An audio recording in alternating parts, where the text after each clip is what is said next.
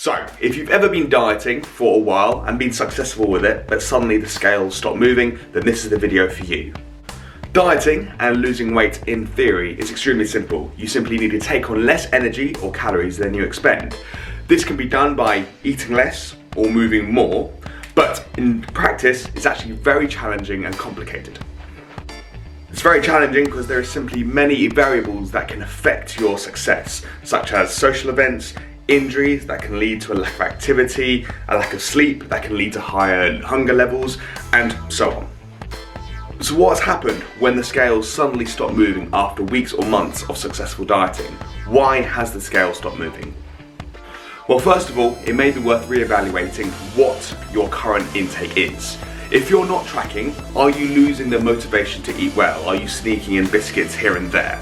And if you are tracking using MyFitnessPal or a number of different apps, then are you accurately tracking all the foods that you are eating and drinks? Are you sneaking in alcohol here and there? Are you sneaking in biscuits here and there and not just telling your app that you're eating that? So it's really important that you really evaluate yourself, make sure that you know exactly what you're eating now, and so therefore you can make a good choice moving forward. So, if your scales have stopped moving, you know exactly what you're eating and you're tracking things accurately and you're not lying to yourself in another way, then there must be another reason why the scales have stopped moving, and that is called metabolic adaptation. Simply put, metabolic adaptation describes your metabolic needs matching your current energy level intake.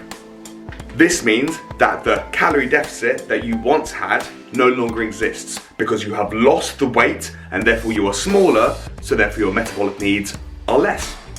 So when you reach a level of metabolic adaptation, what are your options going forward? Well, number one, you can stop dieting altogether. You may have actually reached the target weight and you might feel great / look great, or you may just have a quick diet break. Now, a diet break is effectively a 7 to 2 week period where you slightly increase your calories. Now, this is going to really help your motivational levels, but also allow for your metabolic rate to slightly increase, so when you bring your calories back down again, you'll have that kind of space to lose weight into, if that makes sense. Your second option will be simply to eat a little bit less. Now, choosing this option will be dependent on a few factors. Number one, how long have you been dieting for? How old are you?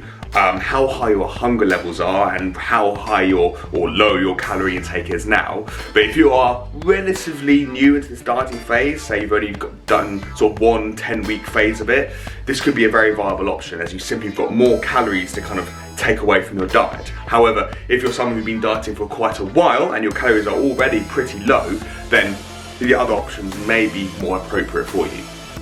The third option could be to move more, so go on more walks or do a little bit more exercise. Again, if you're someone who's been dieting for quite a while, this may be a good option because you don't really need to eat any less. You're simply going to go for another long walk or another jog or whatever it may be.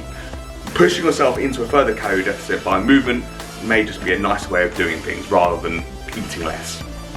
Now, you can choose option number 5, which is eat less and move more. However, I kind of reserve this option for those who are in a little bit more of an extreme circumstances, such as losing weight for competitions and things like that, because you might as well leave options for yourself in the future rather than doing everything now. So, which option you take is very subjective to the individual. As I've already kind of said, if you've already been dieting for quite a long time, you may want to move more rather than eat less, whereas if you are already exercising quite a lot or your activity level is quite high and the metabolic adaptation has kind of taken hold and you've only been dieting for a while, then simply eating less might just be the simplest thing to do. So whatever you do, it's best to consult a personal trainer, nutritionist, or your doctor before embarking on any dieting phase or choosing one of these options.